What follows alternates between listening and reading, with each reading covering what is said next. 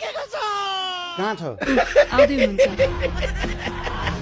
मेरा प्यारा देशवासीहरूलाई पशुपतिनाथले कल्याण 5वटा मात्रै राजा रहनेछन्, एउटा बेलायतमा र 4वटा खेल्ने तासमा। अनि त्यो खेल्ने तासमा दुईवटा जोकर पनि हुन्छ, एउटा जोकर चाहिँ तपाईँ नै हुनुपर्छ। हामी राजाबाज हेरेर राजा फर्काउनै पर्छ। के गर्ने राजा एउटा कुरा बजेट त यार, एउटा कुरा बजेट कहाँ राजा आउँछ यार। आउनु न बाहिर निक्लिनु न यार, कस्तो यार धम्काउनु भएको थियो नि, हो त्यो असुल गर्न भयो भने राजा फर्काउने रे।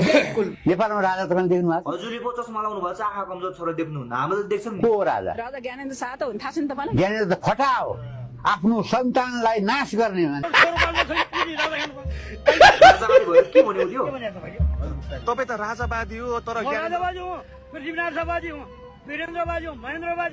मुकुन्दजी हजुरले भन्नु के भन्न चाहनुहुन्छ यो विषयमा? राजतन्त्र सामन्ती संस्था हो, त्यो सिद्धिसकेको नर्क हो। सेकुन वीरेन्द्रको राजतन्त्र भएको भए, जितेन्द्रको राजतन्त्र भएको भए जनता कम्प्रोमाइज गर्थे, सहन्थे पनि। अब यो ज्ञानेन्द्र त्यस्तो डर लाग्दो, त्यस्तो घिन लाग्दो तन्त्रतिर कोही लाग्नु हुँदैन। राजा चाहिएन अहिलेलाई, राजा आऊ के अब यो राजेन्द्र केटाकेटीको कुरा सुन्नु भन्दा नि बरु बाजेहरूको कुरा सुनौँ न, के भन्नुहुन्छ? राजा ल्याउन पार्ने हुन्थ्यो, यसरी लुकेर खाँदैन राजा त